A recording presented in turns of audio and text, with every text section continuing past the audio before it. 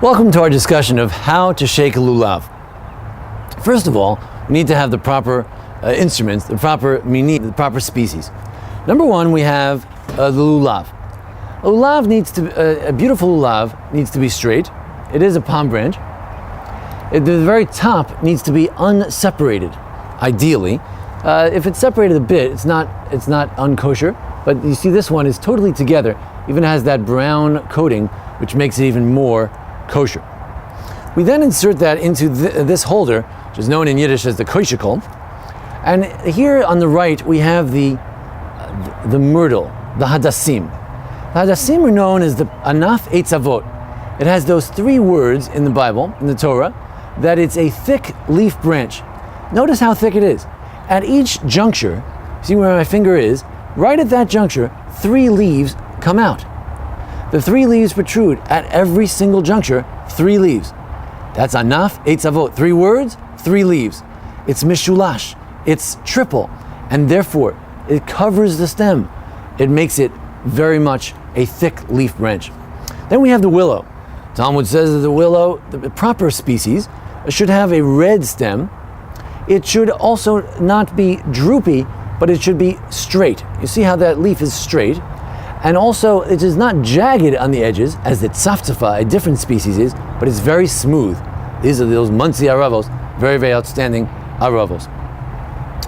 Very beautiful. You'll notice that the aravos are shaped like a mouth. The hadassim are shaped like the eye, very small. And this is shaped like a spine. Now let's take a look at the esrog. Here we have the esrog with its stem, where it's cut from the stem like any other fruit. The bottom here is the pitom. That's a special crown that it has. You'll notice how it has lines of ridges. The more ridges, the less of a lemon it is. You don't want a lemon, you want an etrog. You want it to have that tower shape, as you see here, a bit of a tower. You want the stem to be sunken. You see how it's sunken in there? And you want it to have, as I said, ridges, and it should have some symmetry to it as well. The pitom should be intact. In the latter days, it's not as significant if some of these items are not exactly perfect. Now is how to shake the lulav. I would recite the blessing on the first day with the Shechianu as well, of Baruch Atah Hashem Elokeinu melech olam asher kishanu mitzvotav v'tzivanu al netilat lulav. On the first day I would add, or the first time I take a lulav, I would say Shechianu Baruch Atah Hashem Elokeinu melech olam Shechianu v'kimanu v'gyal hazman hazeh. Of course, I would add the actual name of Hashem and Elokeinu. I would add the actual name of God. Then after making the blessing, I would flip the etrog so that now it's in the proper position. And now I shake the lulav. Are you ready? We shake the lulav, we go in all directions. We want to bring the proper winds in the land of Israel. We shake 3 times. Once, twice, 3 times. And as we go forward and back, we're able to shake the lulav a bit. Then we go to the right. Once, twice, 3 times. As we go each time, we shake. Go in the back. Once, twice, 3 times. We go left. Once, twice, 3 times. And then we go up. Once, twice, 3 times. And we go down. Once, twice, and 3 times. Toward the chest and away from the chest. That's how we shake the lulav. Some people do more shaking as they go on. For some, there's less shaking. Some lulavim shake more. Some shake less.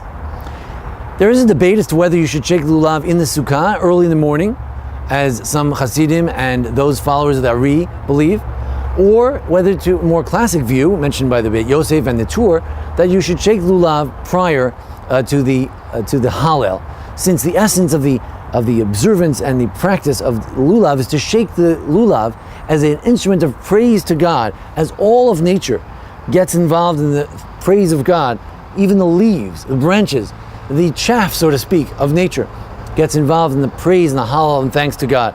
So I want to make that bracha connected to, right before that Hallel. I want to say it right after Hamavarech Ramo Yisrael V'Shalom. After God, we have the blessing for peace, because I want to emphasize that these species are meant to bring all the Jews together, to have a peace together. We bring together, so to speak, the name of God, the 4 letters of the name of God, the Yud and the Hey and the Vav and the Hey, the 4 letters of the name of God.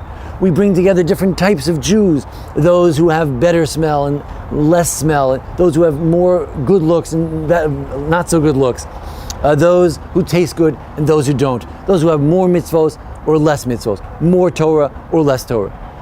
And we also gather ourselves together, the heart, the spine, the mouth and the eyes. Together, we want to bring ourselves together. If we're falling apart, we want to hold it all together.